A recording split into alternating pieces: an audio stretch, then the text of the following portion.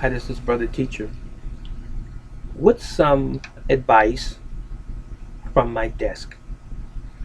And this particular advice is on saving, saving money, and investment to some degree. How do you save money? I'm asking you that question. Do you have a savings? Do you have something put away for a rainy day? Well, on some level, depending on where we find ourselves on the economic ladder, we should always try to put something away for the future. Now, let me tell you a wise thing, something I learned a long time ago.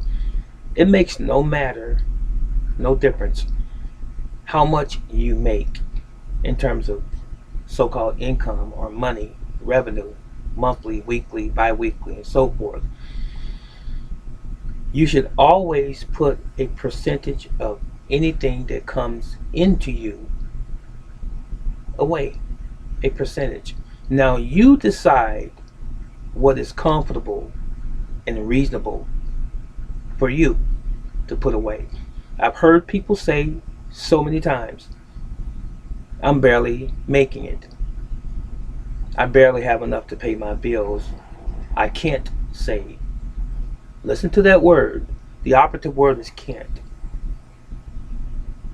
So when you say that you can't, you've already decided that you can't by virtue of that statement alone. Now, I believe and I feel that you should make a way, sort of like the philosophy of Robert Kiyosaki, Rich Dad Poor Dad.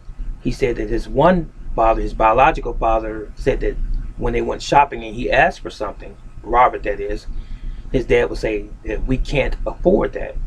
And he said when he spoke to his rich dad or his best friend's father, he would say, he should have said, we'll find out how we can do it.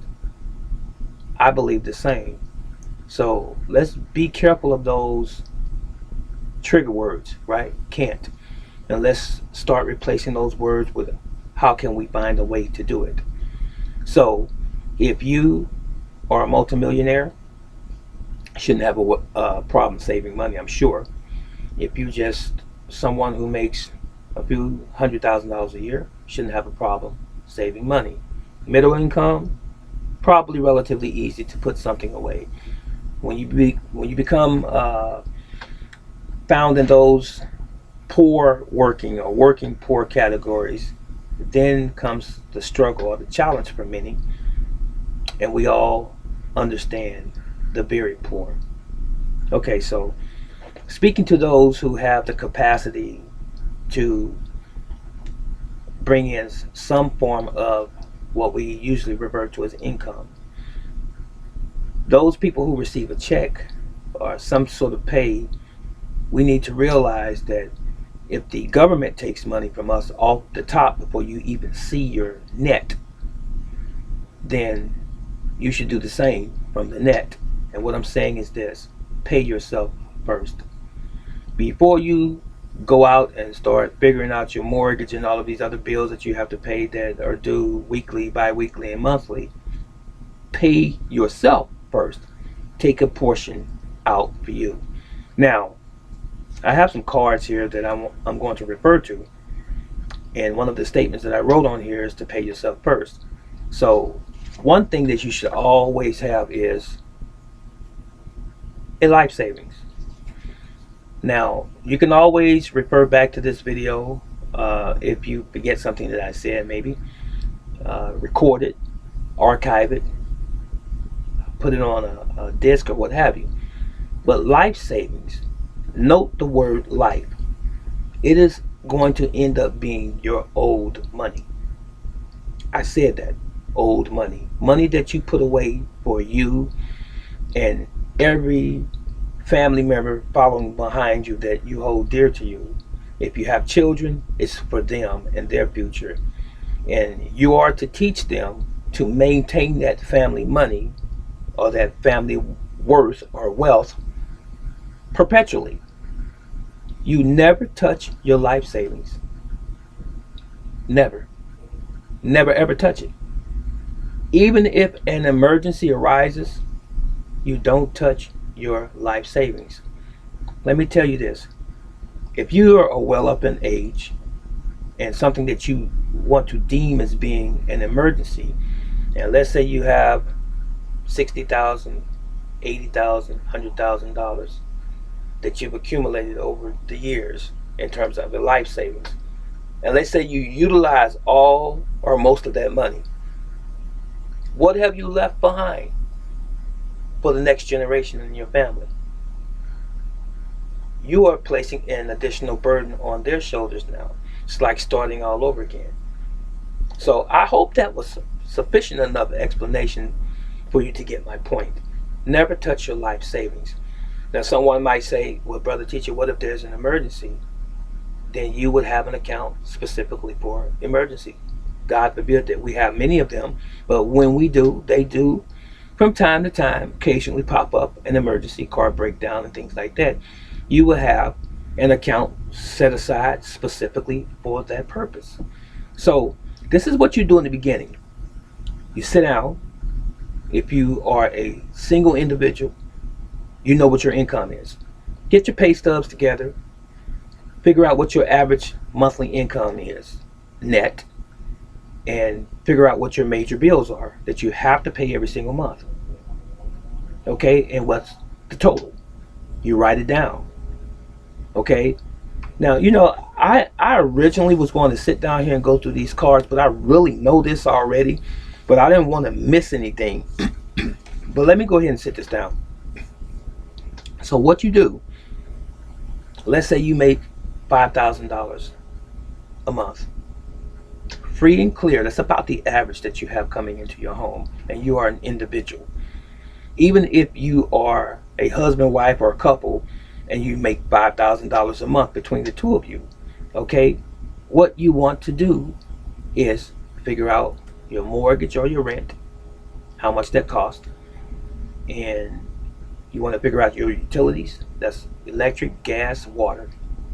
You want to figure out your car note, if you have a car payment, and car expenses, gas and things like this associated with the car, oil, having the oil replaced, however often you have to do that. You want to factor in all of these things that could possibly be monthly.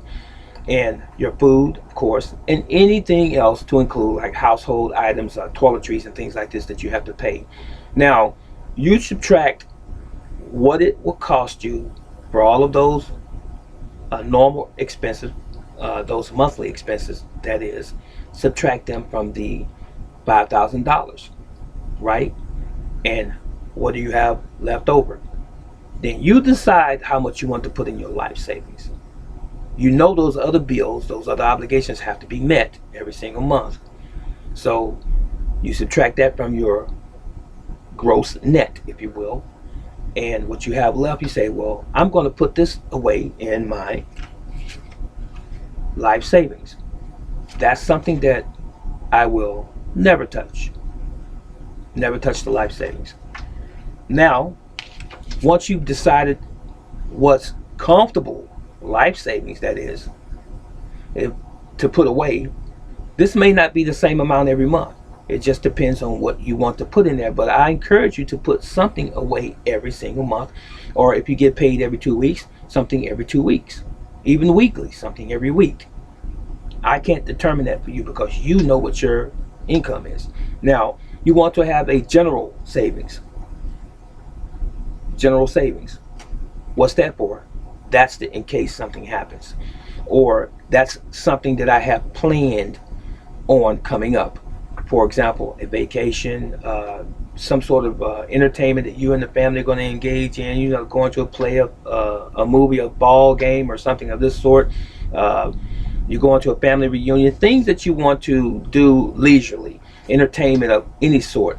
So that's your general savings. That's what you have put away for those things, those types of events. Okay, that's your general savings. And let's say the car broke down.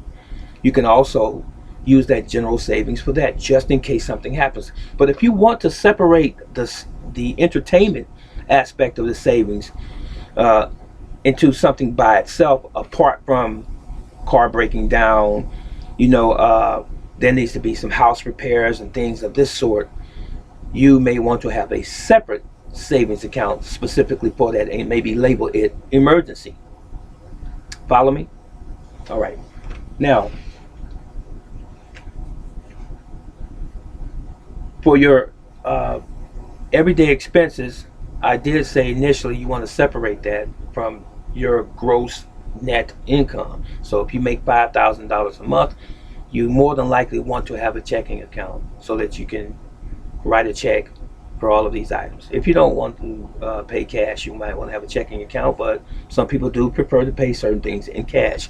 So your everyday and monthly expenses will be your utilities, as I said, and your mortgage and or rent, and it would be your household items and even food, maybe clothing if you need clothing, but that will come out of your checking account, which is your primary account for paying your bills.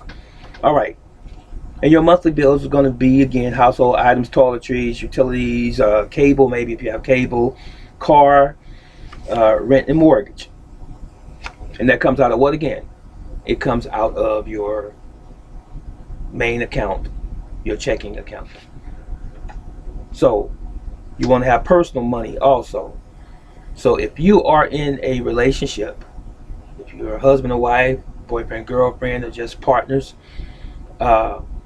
you're in a relationship, you want to have what some people call mad money or play money or entertainment money, some leisure money, some petty cash to do those things that you want to do specifically and exclusively for self.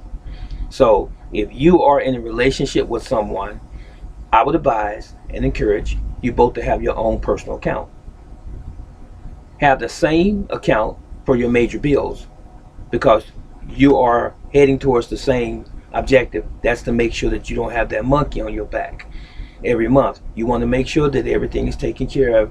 You want to have a roof over your head, food to eat, clothing to wear, utilities paid, some form of communication. You want to have your phone, landline, cell phone, or whatever. You want to have that. All of those major things need to be taken care of monthly, and you need to do that jointly as a couple.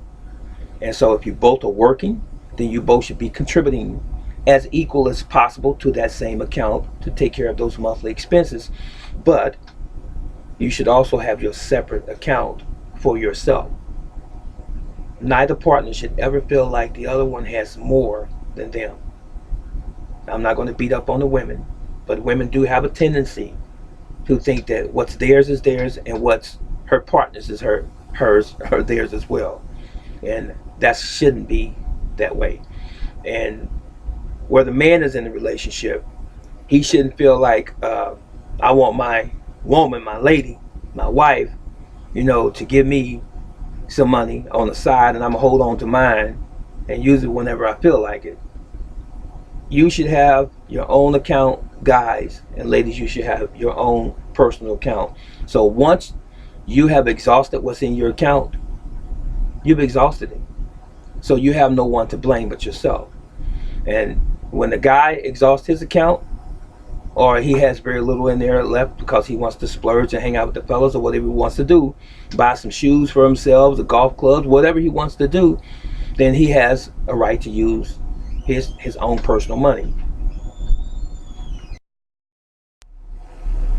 And you ladies, I know you like the handbags, you like the jeans, you like the skinny jeans, you like the tights, you like the nice colorful scarves, you like the shoes especially, and sometimes the rings and the bracelets and all of the other types of jewelry. You want to spoil yourselves more than we men do oftentimes. But anyway, you should have your own account that you put your money in. And sometimes your partner might want to contribute to your account and say, well, here, sweetheart, here's 20 bucks or 50 bucks or whatever, and you do what you want to do with it. And you put it in your account, and that goes into your personal thing, but you should, and I'm very adamant about this, you should both have your own separate account. So there's no argument, there's no disputes about who has what and who has more. Even though the ladies want to pull it out heartstrings sometime and try to get a little bit extra. Okay, that's it. So you should have your own personal money, own personal account. Now, also, there should be some point in your growing as a responsible person as it relates to finances where you invest some money. Yes, I said invest. Uh, you put money away for purchasing something that has a little bit more permanency. And what I mean by that is, for example, stocks. You may want to invest in some stocks. It doesn't have to be a whole lot. You'd be surprised at how little you have to pay, or will be able to pay, I should say, for some stocks. Sometimes we think that we have to give money to a broker and the thousands of dollars to buy some stock for the major corporation, but that's not true. You can go to a place like E-Trade, and you can invest a very small amount of money for some stocks.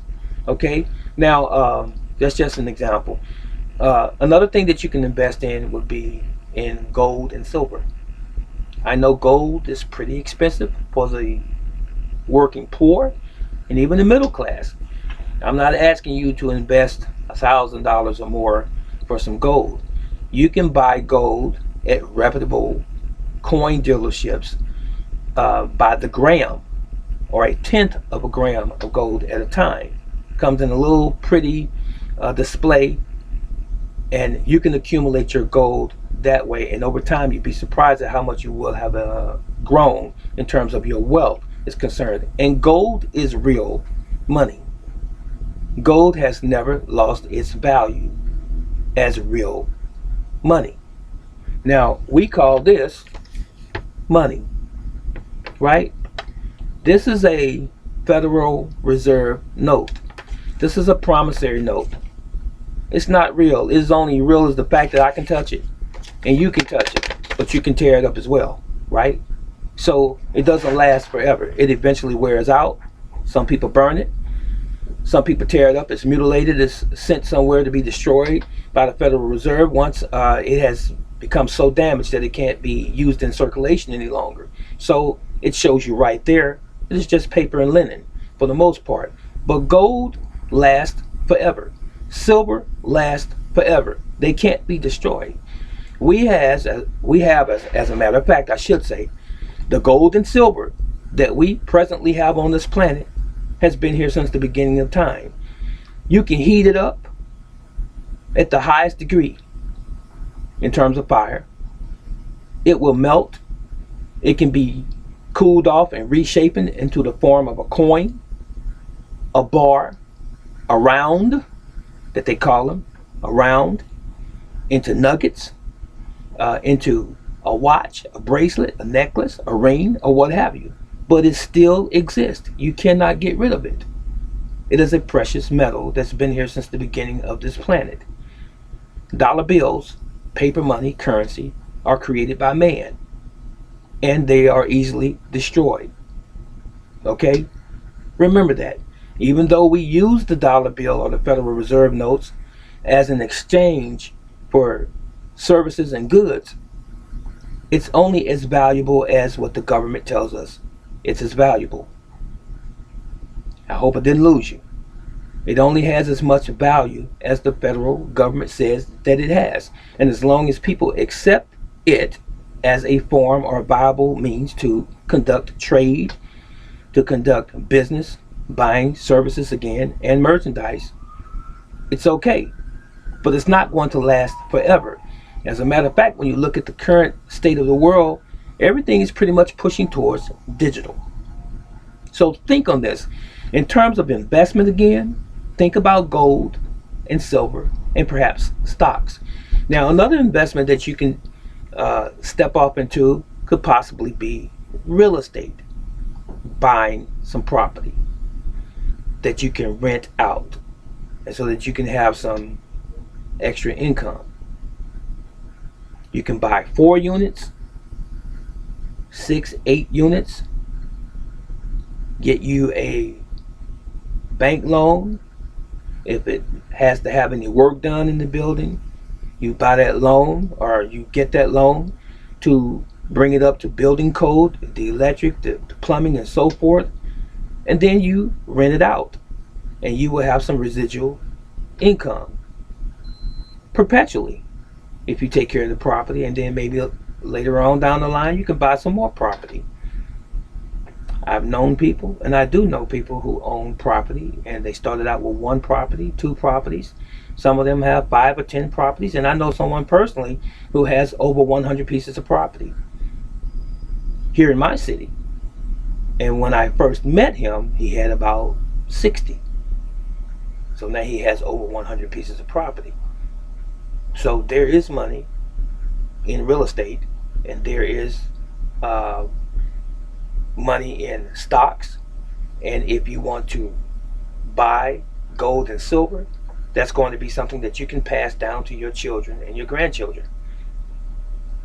Okay, so let's recap again. How do you save money? First of all, let's not think about instant gratification. Every time I get a paycheck, I have to buy something brand new. I have to buy a new cell phone. I have to buy the newest television. I want to upgrade my car. I want to buy speakers and boosters and whoopers and tweeters for my stereo system every single month or every 3 or 4 months. You don't have to do all of that stuff. Make sure that you have a solid foundation financially. Make sure that you are financially intelligent, financially literate, that you understand that money is indeed a tool, not just something simply to blow away. You got that? I hope you do. So every time you get paid, don't forget, pay yourself first. You know how much you make every month? As I used earlier with the example, if you make approximately $5,000 a month, you know what your expenses are, your major monthly expenses. Those always coming in types of bills. Those bills that you know that you pay every single month. You subtract the total of those bills, and I'm not talking about, those ludicrous types of expenses. I'm talking about things that you actually need. A roof over your head again, food, transportation, a phone, so on and so forth. All of those major bills should come out of that $5,000, if that's what it is. So what's left? Then you say, what do I want to put in my life savings? I'll take $500 every month and put it in a life savings, or $300 or $200. And if you really don't have that much in terms of expenses, I'll put $1,000 in my life savings every month. I'm going to make it a habit to put something in my life savings every single month. And you may not make $5,000 a month. Let's say you make $3,000 a month. You do it according to as you are able, whoever you are listening to me right now. Everyone is not on the same level. You must understand, I only gave you a foundation. I just gave you an example of what you do based on what you actually make. Only you know what you make. I don't. There are some people who make $10,000, $15,000, $20,000 a month. Won't mention the people who make $1 million a month, just depending on where you are on that economic ladder. Again, I'm talking to the poor and the working poor and the middle class right now. So save some money so that you're not out in the cold. That was it. That was all.